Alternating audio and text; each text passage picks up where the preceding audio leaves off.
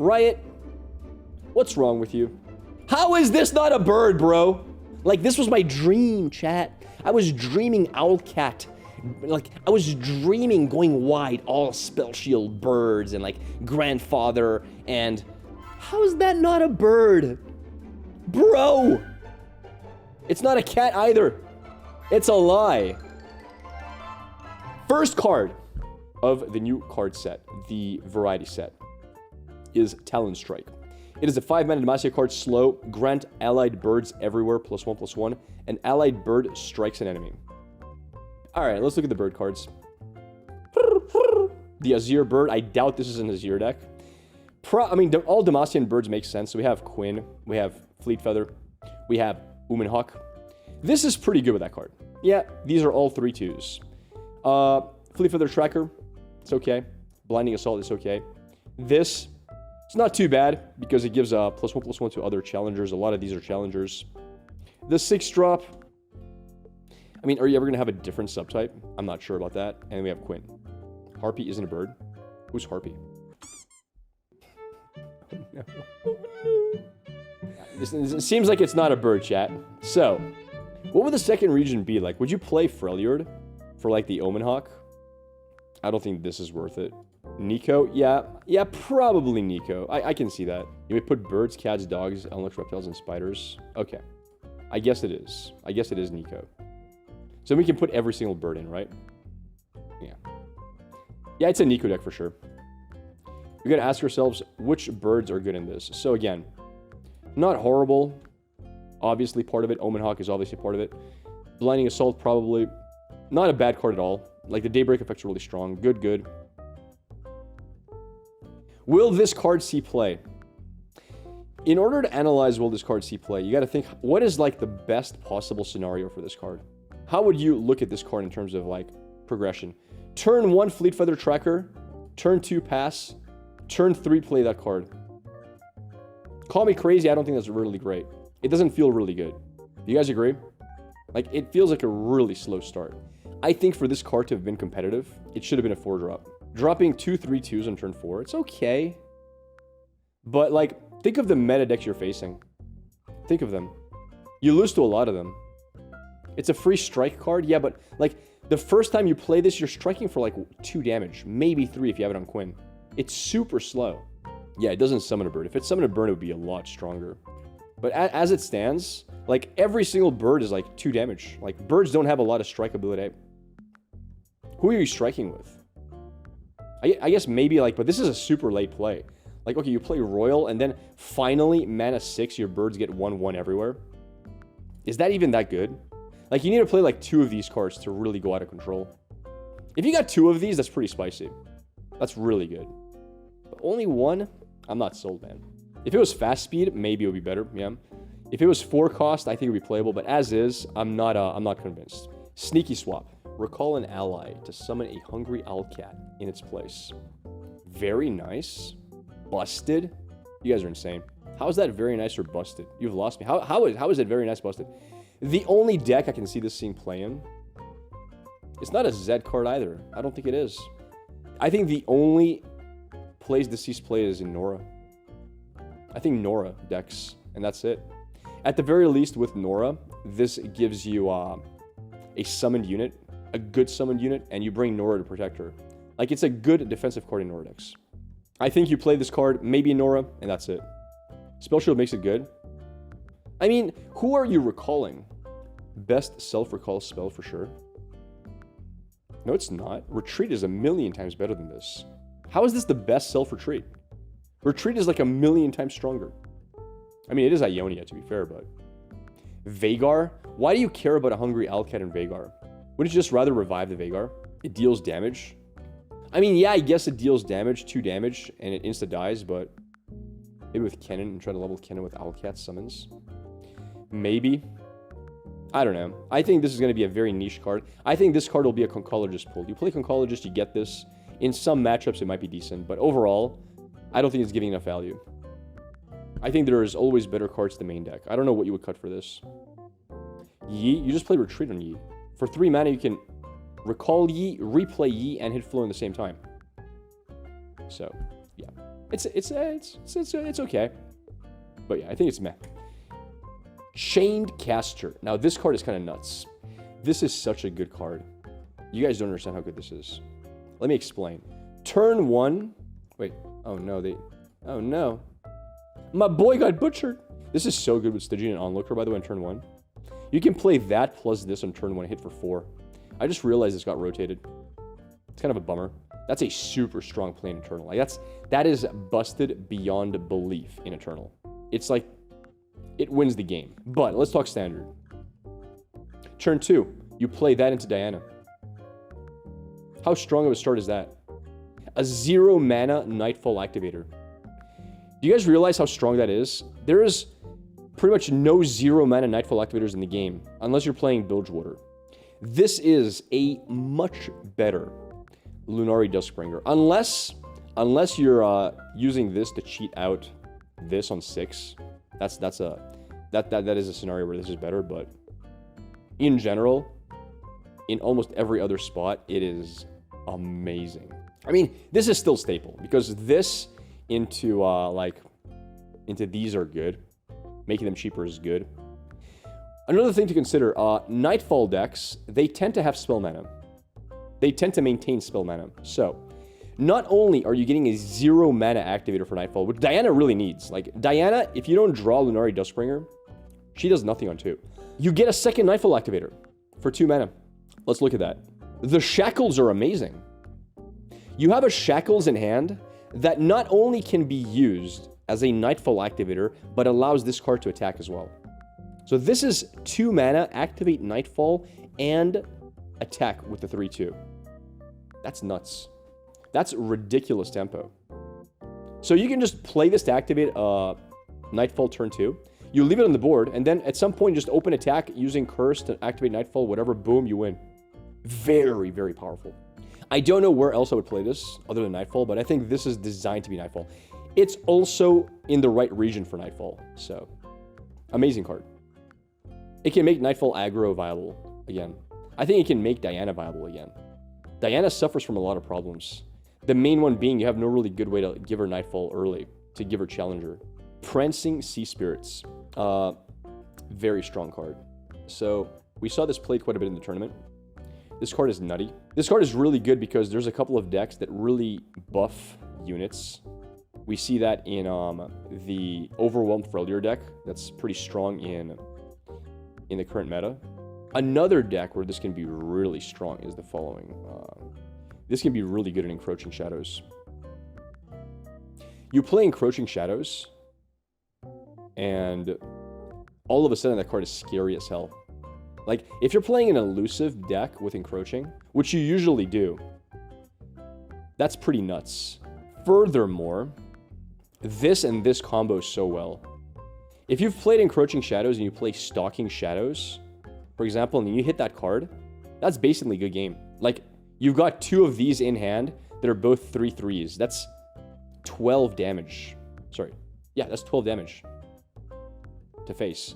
Not only that, that's only assuming you get 1 proc of Encroaching Shadows. If you play 2 Encroaching Shadows, like, the game is over. Because if you look at the region Shadow Isles plus Ionia, and you look at elusive, they've got a lot of elusives. Like, this is elusive galore, chat. This deck has so much elusive, it's not even funny.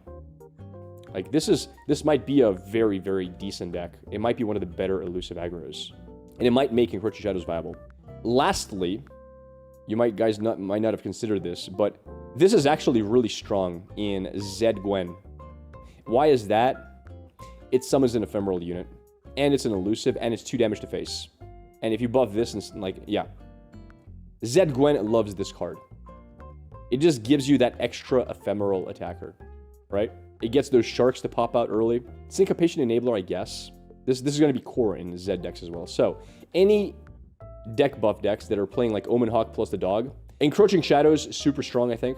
I mean, is it going to be a strong deck? I don't know, but I think it makes the card way more viable than it currently is, because currently there's no great cards to play Encroaching Shadows on. This is the one. And thirdly, Zed Gwen. Chakram Dancer. 5 mana, 3/4 play effect to deal 1 to anything your skills drain. I've been thinking about this card. I don't think this is viable in almost any deck except for Jin decks. I think this is easily can be included in Jin decks. Not so much for the drain, but more so because it can ping face. Right? Jin decks love cards that can ping face. Pinging face is just great. They enjoy that. I guess this can like combo with Rex if you want to heal for a lot of damage, but usually cards in Bilgewater, you're not looking to heal, you're looking to win early. Like you're sort of pseudo aggro. Not always aggro, but you're not so worried about your HP, you want to kill your opponents instead. This with Broadmane. I mean, it's okay, but Broadmane usually plays with I feel like you can play a Jin Broadmane deck, right? MF can heal infinitely. Yeah, but how are you going to fit this in an MF deck? That's the problem. Like, I think if you want to play Control, here's my personal opinion. If you want this card in a Control deck, you got to play Eternal. And the reason for that is I think the only real Control card this works with is TF. TF can heal a lot. Like, red card plus that is amazing. Red card plus... what is it called? What are the barrels called? Red card plus powder kegs is amazing. With it on board. Another deck this could maybe fit in, even in standard, maybe. Hard to say, is with my boy Volibear. That's a lot of healing. That is ridiculous. Like, this will heal you for a lot. So if you want to play like a Volibear deck that plays Bilgewater as the second region, maybe. And the reason why I say maybe is because of this. Because Deluge works on her as well. So if you build a Deluge deck, this, by the way, is an elemental skill. Or that's what I've heard. All of a sudden, she can deal 2 and drain. That's pretty good. 5 mana, deal 2, drain for 2, nice. And then all of a sudden, you're playing full Deluge, right? So in an elemental deck, in these 2 regions, drain, 1 mana, drain for even 3 if Deluge hits, right? We have Ebb, a lot of like, you can play a full-on Freljord drain deck. Well, actually, no, these don't work, sorry. It has to be a skill, my bad. Like this, for example. Crystalline Storm Raptor is amazing, all right? All of a sudden, boom. You drain for massive amounts. Like, this is heal back to full. This on mana 5, on mana 6, if you have the card down, it heals you for full HP. This beats aggro on its own. You would still probably play these cards because if you're playing Deluge and you're buffing your spells, I guess these are still pretty good spells. At least a lot of them are. Like Fracture is 2 mana deal 2. But yeah, I can see this being good on my boy Crystalline, for example. Neela leveled up, I guess drains. That's not bad. So I think you can see some play. I think this deck with Volibear is not impossible, and mostly because of this one card. Does boons count? I wonder if you can actually do the following. Well, so you could maybe do Volibear? Because Deluge is in Freljord. So hear me out. Volibear Jin. How do you guys like that? Because Jin will give you access to a lot of units that give you drain. This is not bad. Deluge Bilgewater, maybe. Maybe it is that. But I don't think that deck will be very competitive. Who knows? I think the best card is just in a pure Jin deck. Just a free ping. And you go on from there. Alright. Next card, Bladebound Berserker. When you play a slow spell that targets a single ally, copy it onto me. So, this is obviously an Udyr card. There's no question about it. This is Udyr, right? The reason it's really good in Udyr is, first of all, it gives you 2 Udyr spells, which levels Udyr way faster, right? And if you're copying Udyr spells twice every single time you cast it, your Udyr is ramping in size very quickly. And the stat line is not bad. 4 mana, 3/4, you give this regen, and then all of a sudden it's unkillable, and it's doubling the value of every single one. And all of a sudden you also have really good like AoE. So, for example, you can start spamming Ram Stance, dealing 2 to everything. That's pretty sick. You can go fully fast aggro with this overwhelm. Like, it's just good. And Udyr gets +1/+1 for every stance, so this gives +2/+2 every time to Udyr. And Udyr's going to level really quickly. Second of all, this card is pretty spicy on that. This is deal 4 damage to everything and gives your ally +4/+4. That's solid. Now, I'm about to break everyone's heart. You guys are going to cry when you hear this. But I have been told that this text is not correct. And if you cast the card on Bladebound Berserker, it doesn't double. And that you need to target another ally. That's what I've been told. You need to have more allies on board, unfortunately. I know, bro, I know. It hurts, man. It's painful to me too. I'm sorry. Makes sense though, not surprising. I would be really strong if it wasn't the case. I mean, it's still not bad. And the reason I say it's still not bad is because in order to have a stance on board, you still needed to play something like a Vulpine, right? So turn 1, whatever, turn 2, Vulpine, turn 3, pass, turn 4, you play the 4-drop plus a stance, right? As long as your Vulpine doesn't get killed, you're good to go. So this is still viable. But other than Udyr decks, I don't know where else you would play this. Can't you use it to print Go Hard and Eternal? Yes. You could, I guess. I feel like there are better ways to print Go Hard these days. You do Drain for a lot. Oh man, this card broke my heart, chat. This card broke my heart. This is the main reason we lost in the tournament, I think. We lost the tournament because of this card. Let me explain to you. I was playing with Card Gamer. Card Gamer is a very good player. And we were talking about a deck that he thought up. And we both agreed that's probably a tier 1 deck. It's a brand new deck archetype that nobody plays. We brought it to the tournament for Standard. Let me explain to you what the deck idea was. What does this say? Last Breath. Grant a random 6+ cost spell in hand when I'm summoned. When I'm played, summon a prototype Porobot. So what it says is, this gets attached to a 6 cost spell in your hand. When you play that spell, on play, it'll summon the Porobot. What was the idea Card Gamer came up with? On curve, Vanguard Sergeant, for Demacia. What would that do? If I play for Demacia, it summons the Porobot on board, and the Porobot becomes a 4/4 elusive that's attacking. Secondly, Champion Strength. When I play Champion Strength, it summons the Porobot, and it becomes a 5/5 with Rally, bro. So it was just going to be a very, very aggressive go-wide Champion Strength deck, with this being a secondary option to buff with. That deck was spectacular. Like, that deck would destroy. It was a great idea. PNZ Demacia? Yeah, you play Lux. Here's what we did, chat. In Standard? Yeah. Here's what we did. Let me explain. Now, it was his deck. I didn't play this deck. We wanted to make sure that that was working as intended, because we couldn't test the decks out. We didn't have time. So, like the geniuses we are, we talked to the devs. And we're like, excuse us, devs. Is this card working as intended? If we play this card and then it attaches the Champion Strength that we play Champion Strength, will it summon the Porobot buffing it with Champion Strength? You know what the devs told us, chat? Yeah, that's exactly how it works. We locked in the deck. Tournament starts, it doesn't work. That's right, chat. Tournament started, it doesn't work. Nope, it's bugged.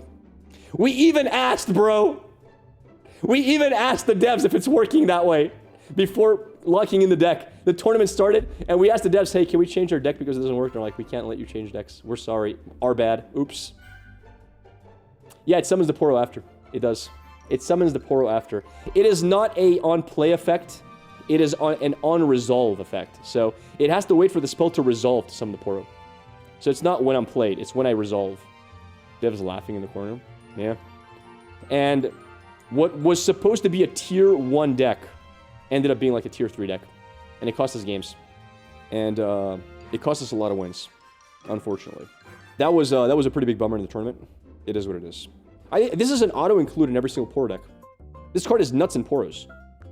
It's a 1-mana, 1/1 elusive. That's all you need to know. I mean, that's busted beyond belief. Like, what is the main win con of Poros? It's elusives. I mean, there's no question about that. This deck is insane. Like, have a look at this deck. This deck has an extremely high win rate. Poro King loves that card. Why? Because Poro King at heart is an elusive deck a lot of the time. You want elusives. Now, you can add 6-mana spells technically, but you don't need them. Having 6 Daring Poros is nuts.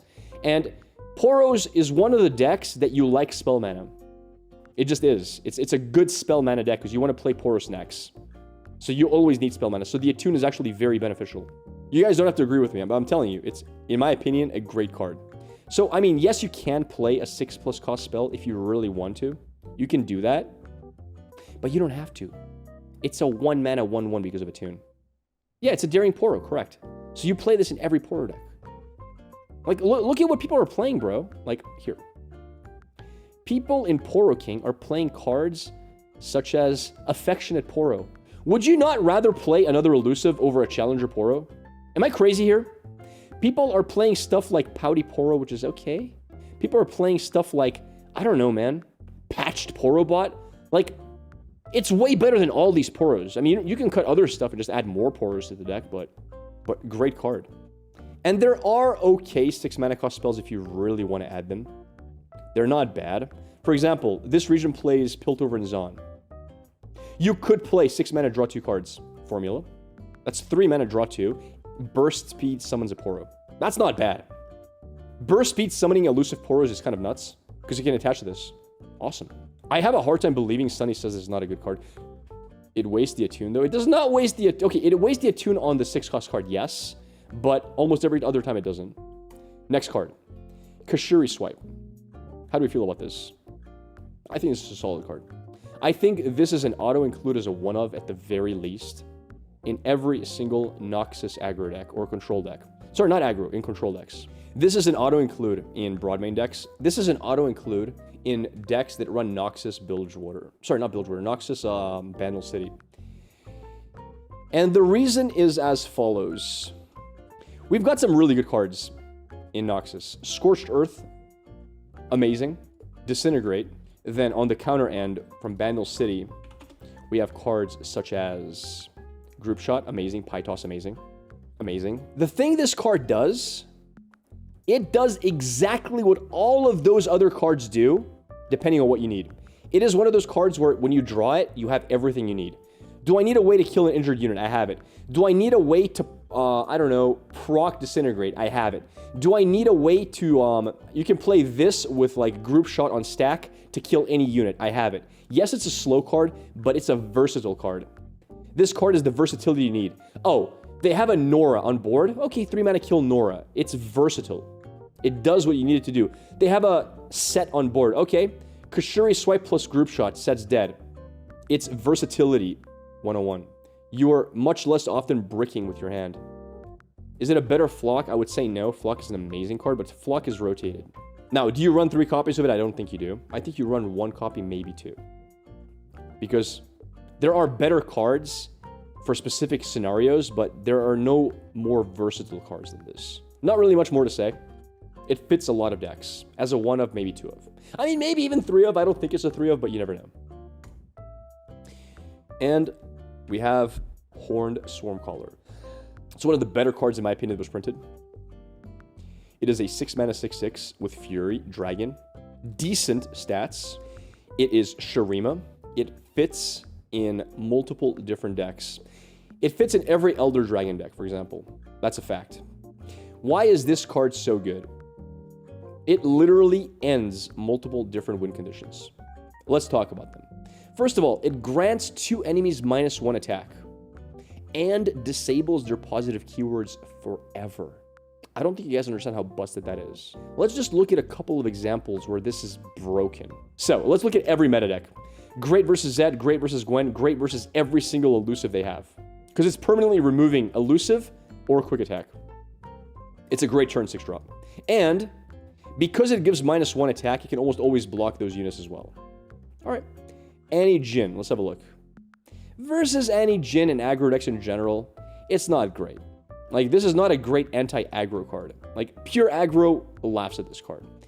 Versus Pike, I guess you can remove Overwhelm. Now, one of the reasons it's not bad is because it also removes attack. So, it's a -2 permanent attack on their board. That's not horrible. Master Yi Nami, I mean, it gets rid of every elusive. That's insane. There's no question that is massively insane. It gets rid of quick attack and elusives. Like, this is a hard counter to elusives. Elder Dragon Galio Morgana. It destroys this deck. First of all, if you play this on Galio, because it is a skill that is burst speed, it goes through Spell Shield. This turns Galio to a 0/8, no formidable. No, it turns into a -1/8, no formidable. Galio has a -1 attack now. Like, Galio gets butchered. It removes Morgana's lifesteal, which is okay. And lastly, but oh my god, it kills every one of these. It kills Petricite Broadwing. Every single one of these formidable units gets absolutely wrecked. It removes attack, it removes overwhelm, it removes elusive, it removes challenger. You play this on 6, you win. It removes dragon boons, correct? You play this on 6 versus this deck, you win the game. And it's not only versus that deck. It does exactly the same thing versus decks such as elusives. It does exactly the same thing versus decks such as... it's not bad on Mordekaiser. It'll remove stuff like... so for Mordekaiser, you can remove Deathless if you're playing Deathless. People are playing some Deathless cards, especially if they're playing... Where is he? This guy right here, Legion of the Severed. You play this on Viego, you remove Deathless. Like, it's not bad, right? And last but not least, the craziest part, this also gets Dragon Boons. So you play this in an Elder Dragon deck. This is not a 6/6. This is better. It can have Challenger. It can have... It's just that good. And worst case scenario, even if they have no good units to use this on, -2 attack is solid. Isn't it? Even versus aggro, you put this on the board and 2 of their units do 1 attack less each. That's not bad. One of the best cards probably. Do you play 3 copies? Maybe not. I think you play 2. You definitely play 1 in every Elder Dragon deck. You play at least 1 copy of it. And then we have Arastin the Disgrace. The only one that's low quality. You know why it's low quality, chat? You know why it's fuzzy? Because this is my card. This is my card, chat. This is the Schemazed card that I got. Listen, I was one of the first people to choose what card to reveal. I saw this card. I'm like, that's pretty cool. I saw this card. Ooh, okay, nice. I saw. And in my eternal wisdom, I said, it would be really cool to talk about this card. Guess what? I didn't realize this was the only card that got leaked. So I decided to reveal the only card people already knew about. I'm a genius, bro. I throw left and right, whether it's in game, whether it's in real life. I was one of the first people to choose. I chose the only leaked card to reveal. Why don't you just make it better quality then? Listen here, Rolly. First of all, Rolly, I think you got everybody sick. I'm blaming you. I'm kind of sick right now. I have almost a fever. I'm coughing. I have a sore throat. I know the Brazilian guy got sick as well. It is my opinion you got us all sick, Rolly. Victor started it. No. I think you got Victor sick as well, Rolly. Somebody infiltrated the group and got multiple people sick. I think it was you. And here's my logic. You said you were coming 4 p.m. sharp. We were going to use you as an Uber because you had a car. And then you showed up at 8:18 in the afternoon. You showed up over 4 hours late. By the time we already got an Uber. My suspicion is you were finally getting over whatever you were sick with, and you decided to wait a little bit longer to show up after everybody so you can go to sleep and be healthy the next day. But you were still carrying the disease, and I think you infected us all. That's my idea of what happened. I'm sticking with it. You were sick before me. Oh, so you were sick. Oh! She admits it, chat. Case over. There it is. She just admitted it. He was sick before me. Before means you were sick at some point too. There it is. That's probably the burger you owe him. That's why you bully Bro, I still can't believe it to this day. Mom Grappler said you didn't talk to him. True as well. True. There was no time to buy you a burger. We went to dinner every night. That's not true. Because I asked you multiple times, and every single time you said, nah, you get too many subs. You can buy your own burger. That was your logic, not mine. Also, it's true, Rolly. Like, you're one of the people I was most excited to meet. You didn't talk to me. You were chat. I got ignored. I got ignored, chat, by Rolly. Like, it was you and Sunny. You're the 2 people I know the best. I'm like, oh, really cool. I get to meet Rolly. I get to meet Sunny. Bro, Rolly's like, these peasants. She left us in the corner, chat. She went to hang out with the cool people. It's true. She went to hang out with Majin Bay and Puffball Panda, and she's like, these peasants are beneath me. It's true. First time in America. Don't you live in Brazil? I do live in Brazil. By America, I mean USA. Yo, King Draker. Thank you for 6 months, dude. Thank you very, very much. I appreciate that. If you can buy a watch and a phone, you can buy your own burger. Listen, chat, that's besides the point. Anyway. Ignored. Hello. I had no business, buddy, and walked past me to sit alone. You ignored me. Wait, you had no business, buddy? Wait, what? You had no bus, buddy. Yeah, but that's because you were already ignoring me by that point. Chat, when somebody gives you the cold shoulder like 3 times in a row, at that point you're like, well, they don't want to be around me. I'm just going to do my own thing. I'm going to sit down by myself. Type 1 if you agree, chat. If somebody gives you the cold shoulder like 3 times, at that point, you're like, well, it's obvious. I'll find my own place to sit, right? Like, yeah, I don't know. That's how it works for me. Bye. Oh no. All right, that's all the new cards, chat. We are done with the reveals. To be fair, chat, I did ask her in real life if it's okay to keep bullying her, and she did say yes. So she gave me permission to bully her when we got back. I asked for permission. I was given permission, so it's all good.